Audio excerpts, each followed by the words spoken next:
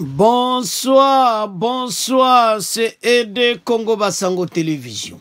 Comme toujours, avant de commencer notre émission, nous disons merci à Dieu et nous disons merci à nos chers abonnés qui nous suivent partout dans le monde et en RDC.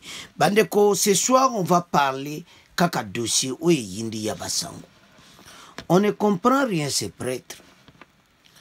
Vision na bango zanini, balingi nini. Et puis, démarche na bango. Bokoyoka, makamuso balobi. Basango, baza makamu eza clair. D'abord, un.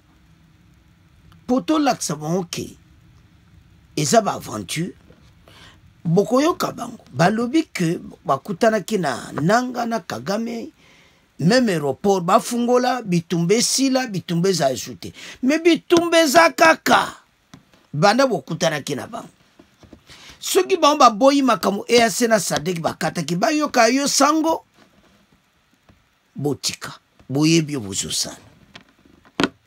Makamu na ba secret wana ba aventure, botika. Eze soutan wana ti. Et comme il t'a congolais batala liboso, ba comprendre logo ni toko ko avancer pour na mboka. Ba aventure nyonso ici là tout tambola dans la paix tout vaincre Kagame. Kagame ayoka ba négociation ti. Kagame ayoka kaminduki. Kagame azamuta désordre. Topé ces exemples à Bukavu. Balobi na ye, c'était le samedi soir à Ndimi. Un 23 basal babimi bazonga. Même côté aéroport à Kavumba leka. Mais le dimanche matin, baeko zonga na Bukavu. Fa de s'abonner bitumba tikel bamba vanda wana. Bozo mona teke. Basango ba osale lokote. Ezaka gouvernement préparé ba stratégie ndento ko beta Kagame massage. Bitumbe banda. Toza suna chwati. Basango démarche ba osale les diaboliques. Sango ba dema ba osale ko bebisa makamba accord de Luanda et ko bebisa makamba processus de paix. Parce que maintenant ba kanseza makambo entre ba Congolais et puis boko kutana nanga boko kutana Kagame. Come on. Bozo me abatu ti wapi. Trop c'est tout.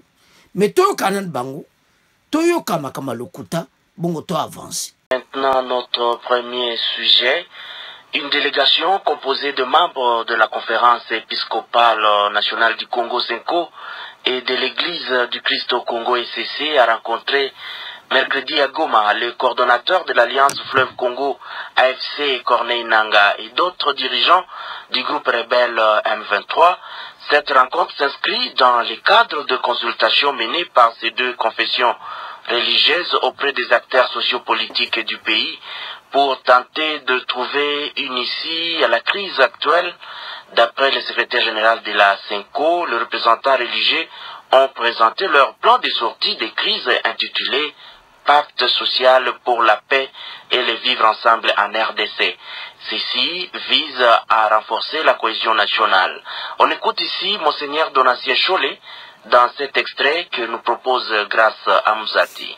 Nous avons pensé que la FCM23 a quand même une grande contribution à apporter dans cette dynamique de la construction de la paix parce que pour les deux églises, l'année 2025, c'est l'année de la paix. Notre priorité, c'est la paix. Et voilà pourquoi nous sommes venus les exhorter, aussi les écouter et en même temps aussi à travers Monseigneur Willy, écouter la population AFC bar M23 représentée par Corneille nous a expliqué les raisons de leur agir en les écoutant. Ça nous a motivé davantage de travailler dans le sens de ce pacte-là. On a compris qu'il y a beaucoup de choses qui pourront être réglées si le Congolais se mettait autour d'une table. On a eu des réponses assez rassurantes que nous ne sommes pas dans la dynamique de la balkanisation, nous ne sommes pas dans la dynamique de l'exploitation illicite.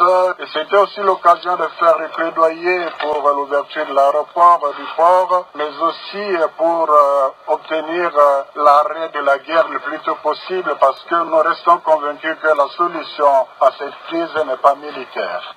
Signalons qu'ils ont aussi rencontré le président rwandais jeudi à Kigali. Comment trouvez-vous cet échange avec les délégués du M23? Est-ce une lueur d'espoir pour la sortie de cette crise politique et sécuritaire? Serge, vous avez toujours la parole.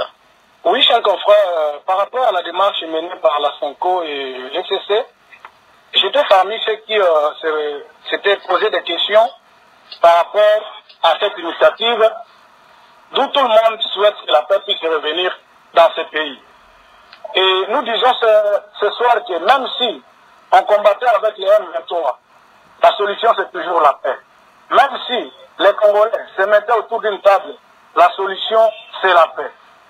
Normalement, le gouvernement congolais devrait s'impliquer davantage, les acteurs politiques, l'opposition armée et non armée, devraient ensemble réfléchir autour de la paix à l'est de la République démocratique du Congo. Parce que vous savez, ce qui m'inquiète actuellement est que même au sein de l'opposition ainsi que de la majorité, ils ne parlent pas même langage. J'ai vu même des gens injurier les prêtres, tout simplement parce que ils ont rencontré Nanga et parlé avec Nanga. Bande Kotolandi Bango. Bamoni qui n'a pacte bon ba osala ba Congolais va vivre ensemble. Et c'est Kagame et Nanga makamba bongsi basango bino boyebi. Et c'est vous ne savez pas que Nanga n'a rien à dire, c'est Kagame qui a le dernier mot. Donc bo kansate que Nanga a une parole là-bas na Katia M23. Et ce mouvement Kagame a créé, moutako lobate, bino tout boyo ka ba décision na yi. Bo attaquer te ba bomio. Nanga ba lion ba ko kota na enfer. Nanga ndazana ayasu na place ko bimate, mayele Cécilie. Ba bimisi longi na yi. Mais Nanga n'est pas le président de M23. Je vous pose une question. Nanaza président, ou a signé un document. C'est Bissimo, c'est le Rwandais. Nanaza chef de l'armée à M23. C'est Makenga, c'est le Rwandais. Donc, Nanga basé le côté. Ba démarche basango botika na mino parce que bozo tia Congolais na kata désordre.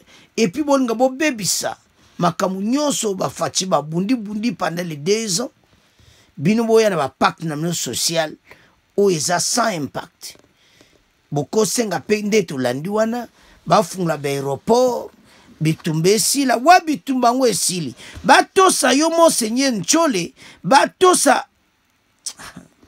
Il n'a même pas obéi aux paroles de l'EAC et la SADC azongeli guerre ayokane yo Nchole. Il y a une mission qui a joué minéré. Aza mission il faut à diriger SADC.